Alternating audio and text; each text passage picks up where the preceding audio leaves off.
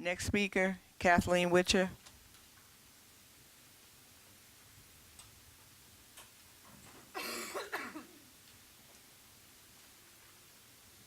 Kathleen Witcher, 80 Johnson Avenue. I'm representing the Southside Malcolm X Shabazz High School Alumni Association. I have several concerns that we have derived at, but a couple that were added. And so first, because we were speaking this evening on the attendance, I question the goal, 50%, and what the mechanisms would be.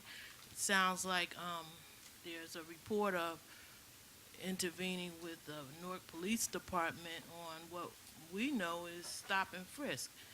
So I would question what model is planned to be used, because over the numbers of years, the reporting of attendance has been recorded by the Department of Education in Trenton.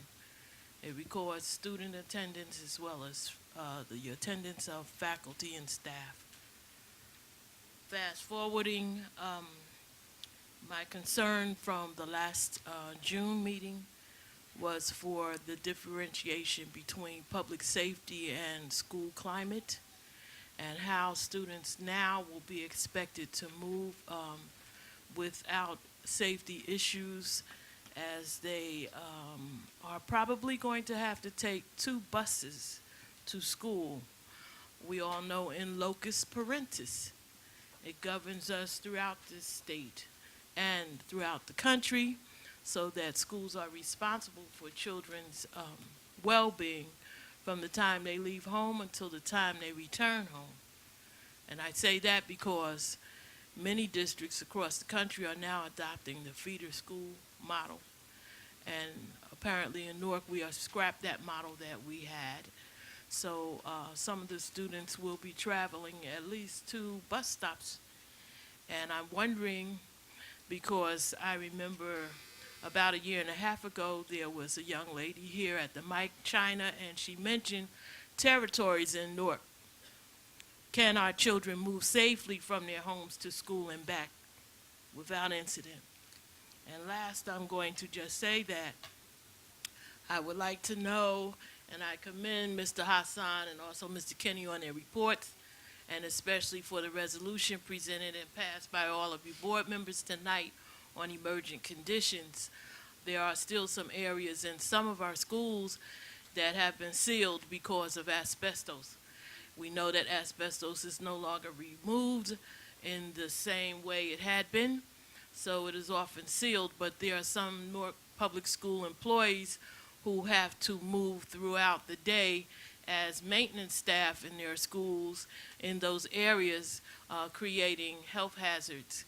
In one case, I do know, and it takes personal attention, that an employee has contracted a serious medical condition and had been working constantly in one building where the Excuse me, Ms. environmental Wilcher, if hazard you could exists. please finish your thought up. Thank you. Yes, so in conclusion, I would just like to ask when we are scheduled to meet as the Alumni Association of our school, which will now be 100 years old this school year. We are asking Superintendent Anderson to meet with us about further concern. Thank you.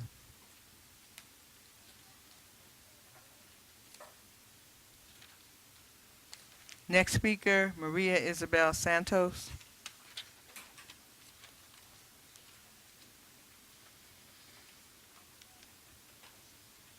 Good evening. Good evening. My name is Isabel Santos, and I reside at 297 North 10th Street in Newark. Sure. I am the parent of an Abington Avenue student. I'm here tonight because I'm concerned with the condition of this school. There are several areas in the building that are in dire need of attention. For example, there are bricks falling off the side of the building. Scaffolding was placed to protect pedestrians. However, never have I or any of the neighborhood residents seen any work done on the buildings per se. Yet the scaffolding and crumbling bricks have been an eyesore for over a year. There is water damage on ceiling in many places throughout the building, I assume from a leaking roof. plaster on the walls and around the windows is cracking, and the entire building needs a thorough painting job. Chunks of plaster and plaster dust can often be seen on the floor. The bathrooms need repair, which my kids always refuse to use due to its condition. The first floor boys' bathroom, I'm told by my son, is disgusting. Better cleaning of the overall school on a regular basis is needed, and probably so much more that I'm not even aware of. I have asked the staff of the school why it's in such bad condition and why it's not being taken care of. I am informed that several requests were sent to the board, but no action has been taken. I was also told that the board has put priority in assisting the renewed schools and low-achieving schools. When I went to visit the school last week, custodians weren't in the building getting the school ready for the children. And I asked about applicant custodians, and I was told that they had been pulled to Barringer to get that school ready. Our school also deserves to be ready. My daughter just graduated from Abington and is now going to Science Park High School. My son, who's entering 5th grade, has been an honor roll student all along. How are you expecting kids to progress and succeed in a building over 100 years old, which the board neglects to repair or maintain? This is their environment for 7 hours a day. So I ask you, is my son and everyone else children at Abington supposed to feel any less than the kids from other schools that you've been sending your resources to? As a parent, I have the obligation to provide my kids with a clean and safe home. You, as the Board of Education, have the obligation to provide the students in every single school with a safe environment without having to choose which one should get help. Everyone should be entitled to the same privileges. So with all respect, I hope that my time and concern is taken into consideration. And in that very short period, I'll see the condition of the school improving for the well-being of my son, every Abington student, and the staff at Abington Avenue School. Thank you. Thank you. Madam Chair, Yes, Ms. Wilson. Abington Avenue, Ms. Santos, you indicated the roof and the scaffolding. Those are major capital projects which this district is not allowed to do, nor are we funded to do. Scaffolding is a temporary situation until the SDA. I understand. I have 63 buildings. I understand, trust me. In terms of the bathroom, that is already on schedule, and cleaning will be finished at Abington Avenue for the school to open in time for school opening on the 5th. Okay? Thank you. You're welcome. Next speaker, Roberto Cabanas.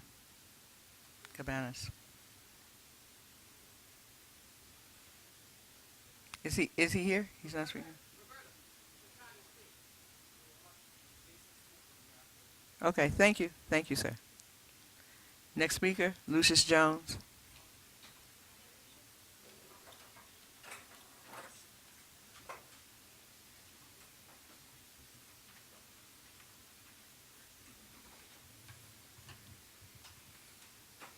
Good morning, board, or good afternoon, good evening. Good evening, It's Mr. been a long Jones. day.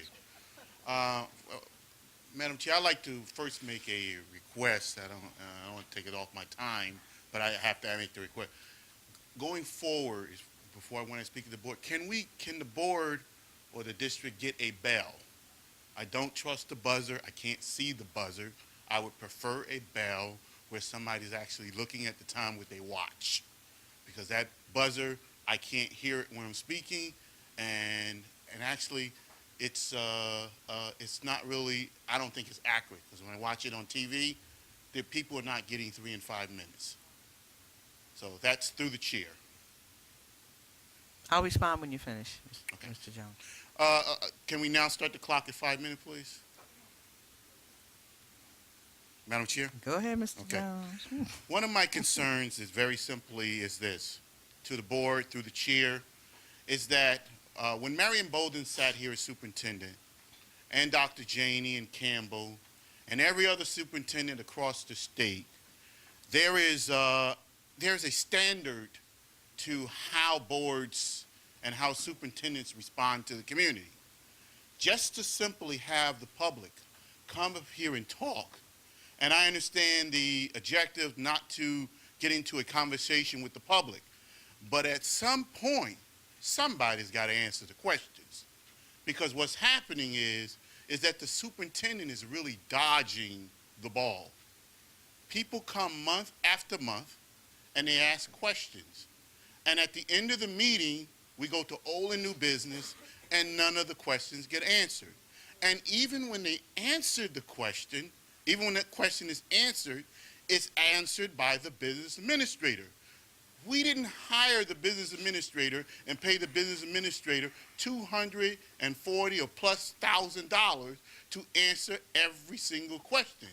The superintendent has a responsibility to open her mouth and explain in some way or fashion what is going on and answer the question.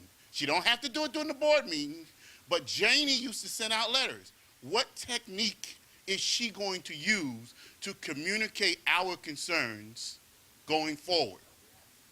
That's one of my concerns. The other part of my concern, that's a question that I like answered at the end of the meeting if possible. Although I come back every single meeting ask the same question until she gets it.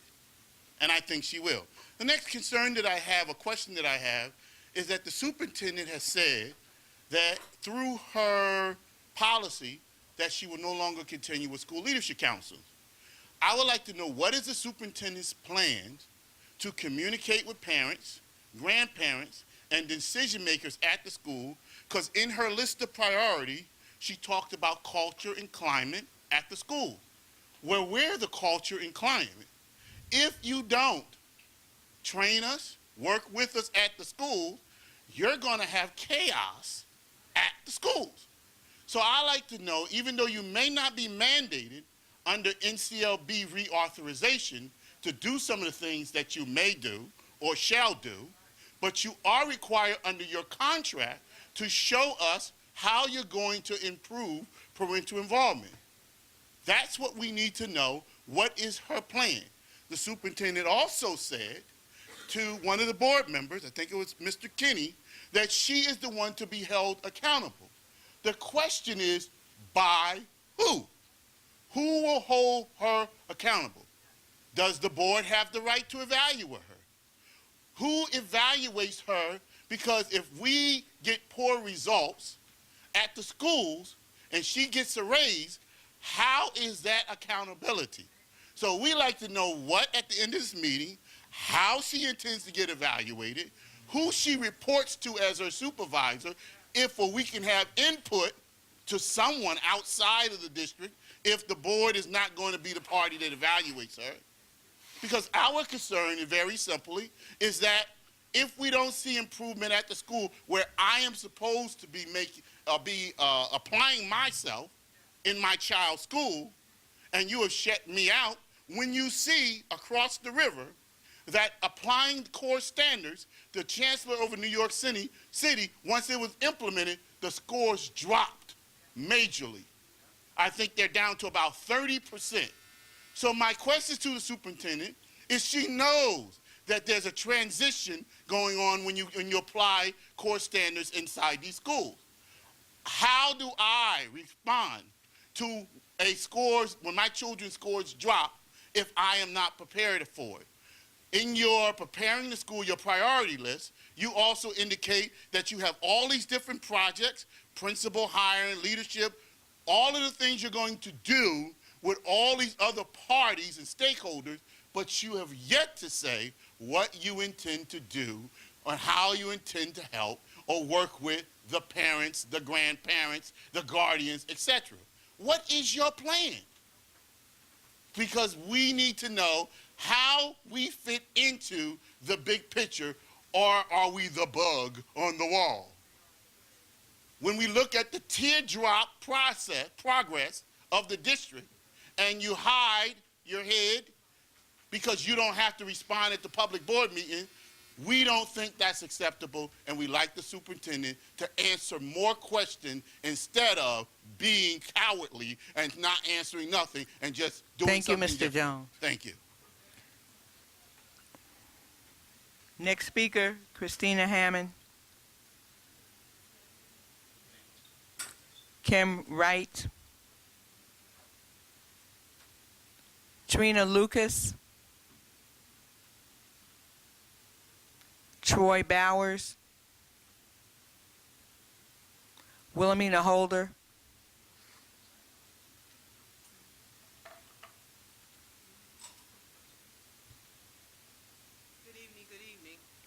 Good evening. To the members of the board and all others present. I just want to say, in sitting back here, I think Lucius is onto something in terms of this. Superintendent Anderson, even Beverly Hall, who was a bad superintendent, answered questions. She had smart remarks, but she answered questions. Marion Bolden answered questions at the moment the question was asked. Janie answered questions, and he also sent letters. So I think there's something about respect for the community. And that is the message we're going to keep talking about around this state and nationally, about the lack of respect that the superintendent currently shows to this community. You cannot select certain people to come to certain meetings and put out information, rhetoric, propaganda without data. I heard you talk about data, yet the board doesn't have any data. You refer to studies. I could refer to contrary studies saying this, that, and the other, but at least show the data to the community and to the board members. And board members, you need to challenge her on that. When she says what study, have her show you the study. This is your job to us and our job to help you. And we need that. We don't need people talking above our heads. We are capable of reading and understanding. But there's some issues at the renewed school, and I want to talk about that. Barrington West Side. First of all, I don't know, young lady, what additional money has been shifted to Barrington West Side, because we need money, too, at the renewed school. So I don't know where the money is. Ms. Holder, please address so the I'd like board. to know where the money, I am addressing the board. I'd like to know where the money is, what additional funds have been put specifically in those two schools. Right now at Westside, the athletic department is suffering along with some other departments. The children need cleats, they need shirts, they need football pads, they need this, they need that. And I spoke to the entire coaching team along with other members of the PTA. We're trying to do all we can to help those children so they can be a first-class team in appearance, as well as they think they're going to be championship skill as well. So where is this additional money? At Barringer, where's the $1 million technology money? That's been moved. Moved where? What school is getting that Barringer money? We have smart boards that are not connected. Now, last year, the smart boards were produced, they were purchased, and the principal didn't have the nerve to ask the people who supplied the smart boards to hook them up. So we lost a year of instruction. This is critical, people, because Park is coming down the road for our high school students, and they need to know how to do stuff online.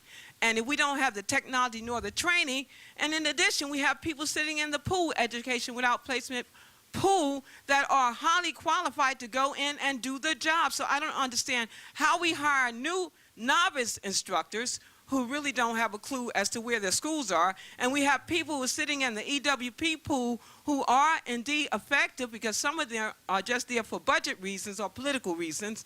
And then while we have the East Ward, who's overly crowded because our children don't really have choice. They're sent to schools, and why the kids in the East Ward can't be sent to the schools that are so-called underutilized, that are not in the East Ward. See, we need to talk about what's real, and I need the board to look at that pattern, because I'm working with Lauren Dumont on the studies of homelessness in Newark. We have 4,000 families that are homeless. We have children who have needs that are not being met. So when we talk about renewal, I just want to know where the renewal is. We need some data to back this thing up. Ms. And Holder, right please now, finish we're your in thought. trouble because on both teams, I can tell you, there are needs that won't be met. And I plan to be there. I have a lot of vacation time. I'm going to be in both schools this year and looking to make sure that we have adequate books.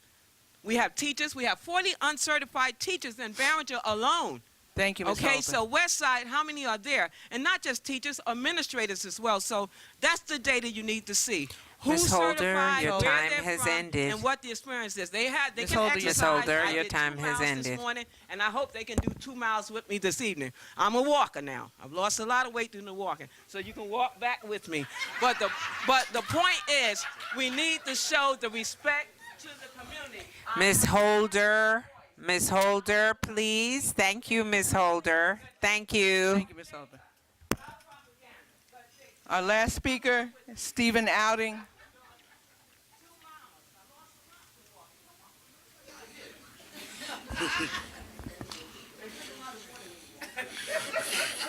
At this point, Mr. Outing is not here. I would just like to take a second before we close the public participation just to respond to Mr. Jones regarding the one question he asked that I can follow up on, and that is the simple question of an alternate type of bell. We will certainly look into that, at least as a backup. I don't think there's anything carved in stone that that bell that we use has to be, the only bell. So I'm sure providing a backup that you would be satisfied with is easy enough done, so I will look into that.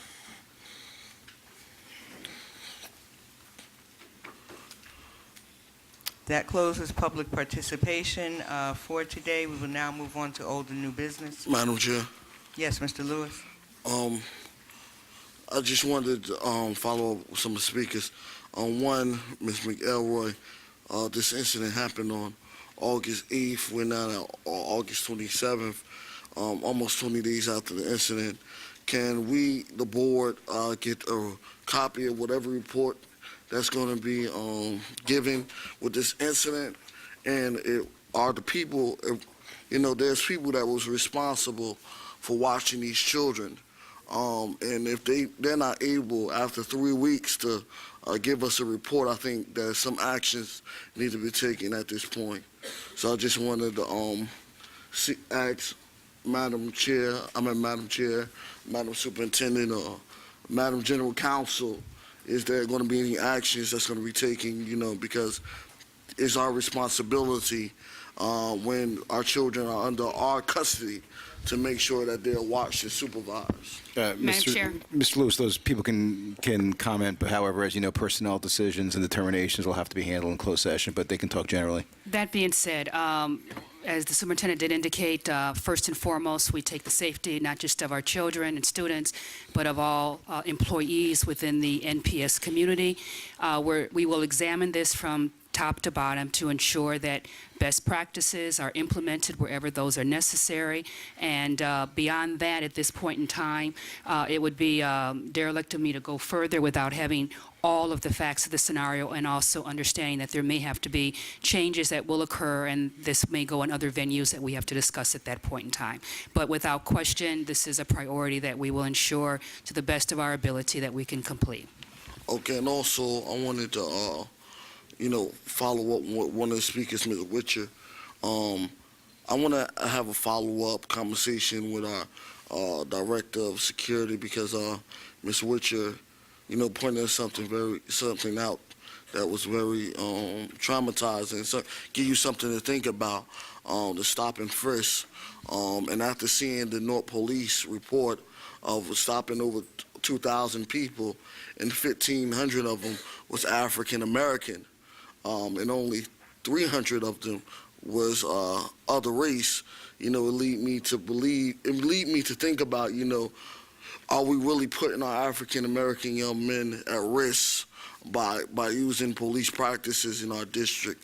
So maybe that's something, I would love to have a follow-up conversation with our director, and even if we could partner, have that conversation with the police director as well, to ensure that our African American young children, Latino young children are not a target, but it's going to get the services that we said that they're going to provide, get them to school, not try to. Madam Chair. Just So- 1 minute. May I?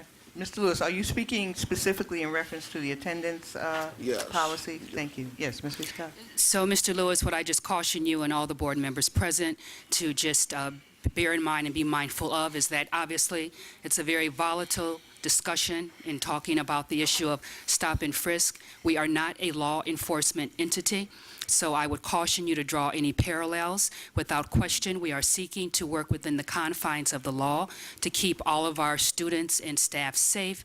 That being said, those discussions will be done collaboratively, but to paint a broad stroke that we are engaging in any type of stop or frisk or that our actions might lead to that, it would be, I think, very irresponsible until we can determine how we can work together. And a start of that is actually the committee that the superintendent has highlighted that's meeting to address and to hopefully ameliorate any of those situations that are happening in our sister city across the water. I'm not, I'm not intimidated. I'm not saying that anything is, that we're participating in anything. I'm just saying I want us to prevent from engaging in that activity. I think, as a board member, as a young African American child myself, young man myself, I believe that it's my responsibility and obligation to make sure that that the voice of these young African American children and Latino children are heard. And I'm just saying I don't want to put them in a predicament where they feel as though that they are a target because we're in partnership with the No Police, because this is their practice. They are practicing stop and frisk, and I just don't want that to be part of our practice. Mr. Lewis, I think that your point is very clear, and I think that we can certainly have not only follow-up conversations, but along the way that we will request and that we will be able to have reports on the entire attendance issue and how these things are being held. So I think that we can follow up and that we can certainly get more information as this goes along and look at the data and look at what's actually happening. So I will follow up and make that formal request so that the board members can be clear on what reports we will get, what reports they want, what reports we will get regarding this whole issue. Is that satisfactory, Mr. Yes. Lewis? Just two final questions.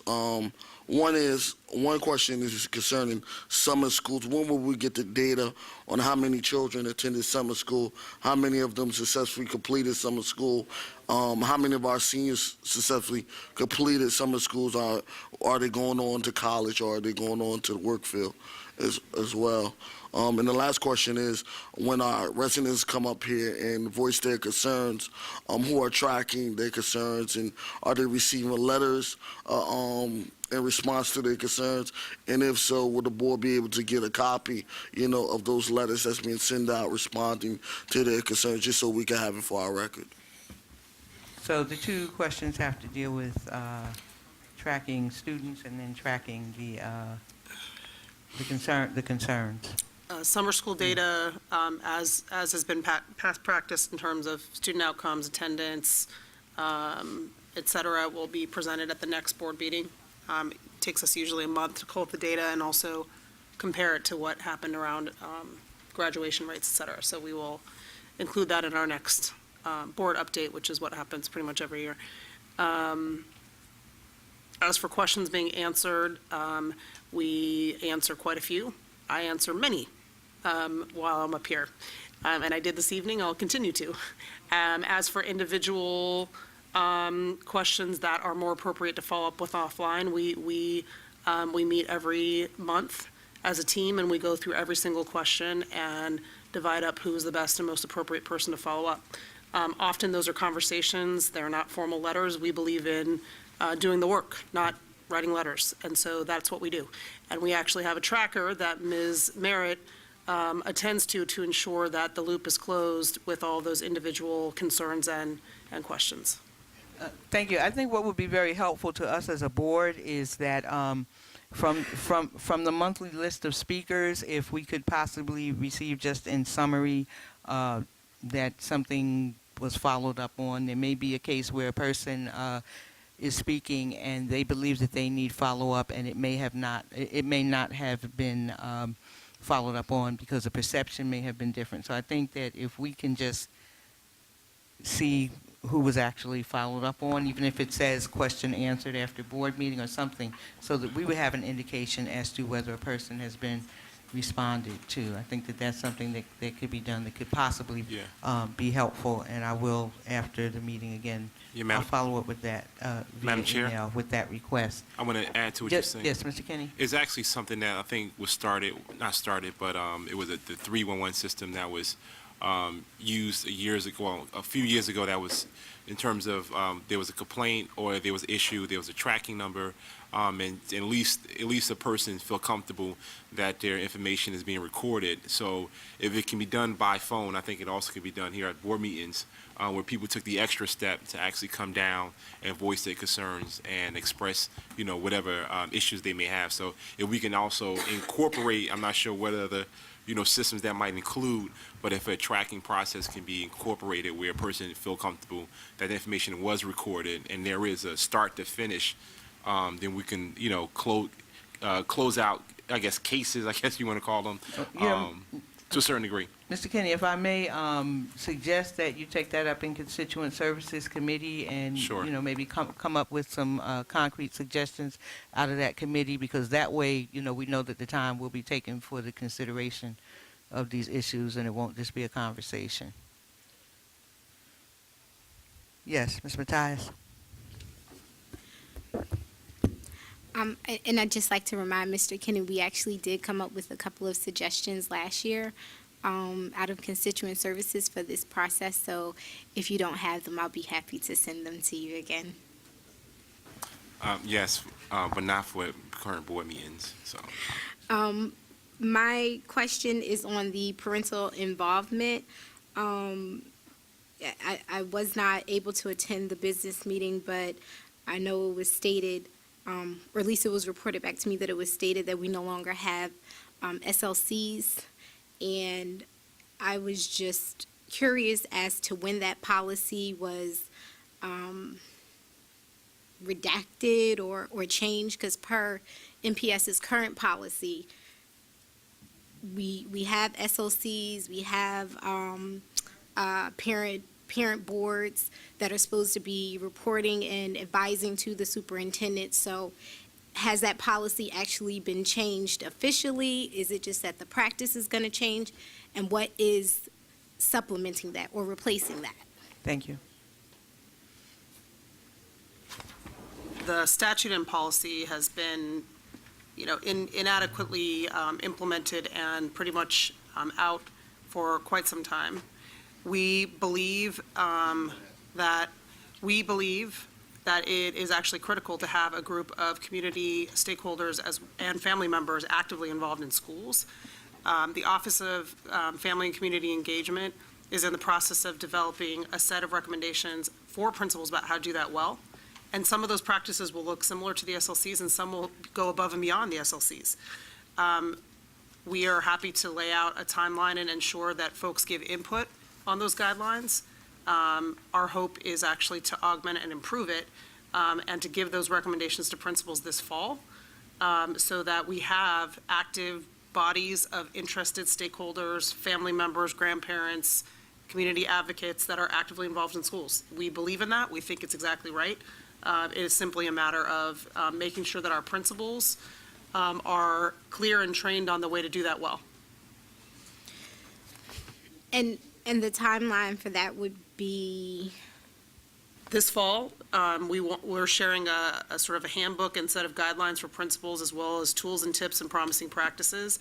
And like I said, we can share with you specific deadlines and when this body and others can weigh in on those recommendations in that process, and we would welcome the input. Are you saying that there would be suggestions made to principals, or would there be guidelines that principals would have to follow? My concern is that such a committee wouldn't be subject to the subjectivity of a particular administrator in terms of not as much the individuals, but in terms of I would ask who that would- I think it is our, sorry. Yeah. Our vision is a set of guidelines and tools. A policy, if you will, to me will not have the desired outcome. But I would be happy to, or we would be happy to talk at the time about how we plan on following up and giving that teeth so that principals feel accountable. But simply making it a policy doesn't actually make it work or make principals feel more accountable. I think what's holding them back currently is they don't know how to do it well. So our vision is a toolkit, guidelines as well as templates, tools, tips, promising practices, research, case studies, things that will actually help them to do it well. Just having a policy, I don't think is going to give the desired outcome, but I agree that people should feel accountable for it. So are we talking about this school year? Yes. Yes. And Yes, Ms. Matthias. I apologize. Because there are some schools that do it well, and there are absolutely some community members and parents who have a wealth of knowledge and experience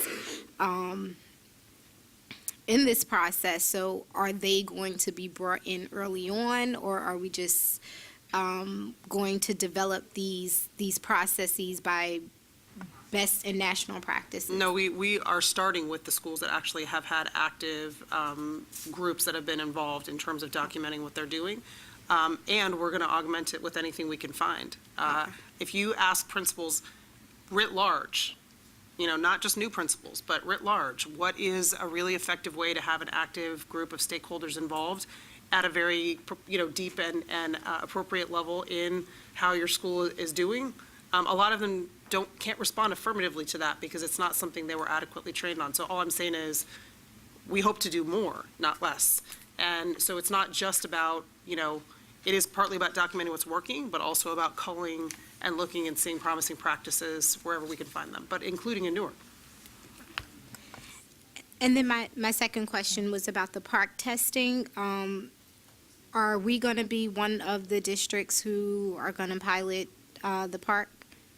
We hope so. The process by which those, first of all, the actual date when the item banks will be available is not yet known.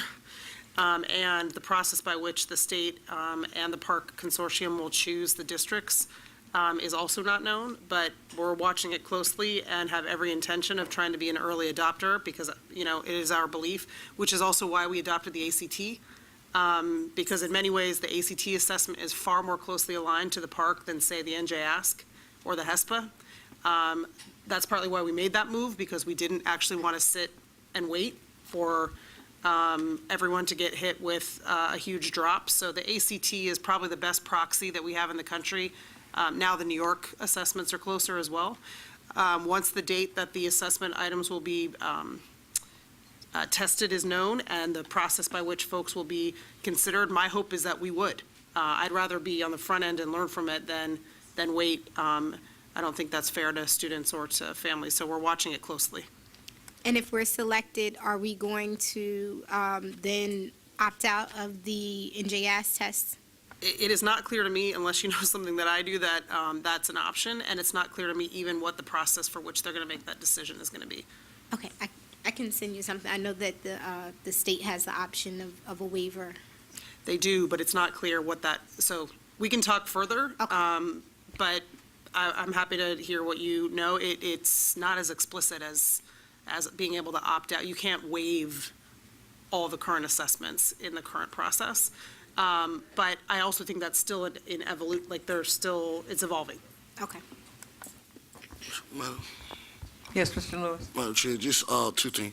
One thing I asked last week for a diagram of the layoffs, a breakdown of the layoffs, and I was told I was going to get it the Friday, but I didn't get it. So I just want to follow up and make sure I get that of our layoff, the diagram. Yeah. So I get it this Friday? Okay.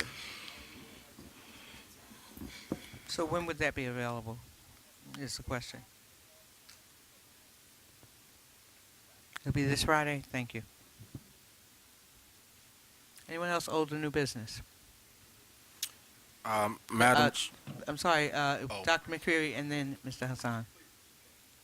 It was not Mr. Kenny, it was Mr. Hassan. I Okay. didn't mean to jump, And sir. then I Mr. defer to you, sir. It's fine. Sure? Yes, Thank Mr. you. Hassan. Thank you.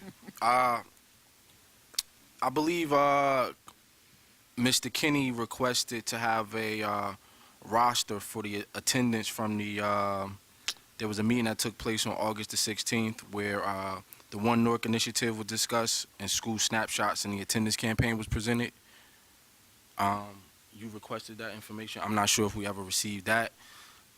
If we didn't receive that, could we, the board, try to get that as a part of our packet for this upcoming week? Secondly, I would like to thank the board for providing an update regarding the Big Brother policy that was received in our packet from this upcoming week. And I think that's it for me. Thank you, Madam Chair. Thank you. Dr. McCreary, and then Mr. Kenny. Thank you. Actually, my old and new business is slightly not directed for the board specifically, but more so for the city of Newark. There are a number of community engagement activities and initiatives that go on that we just don't know about. And so I would like to share one of these activities and provide some resources. I did it earlier on the outside table. There is, and has been for the last 15 years, a major international an international high school soccer tournament that takes place for the last 15 years at NGIT. It is taking place again today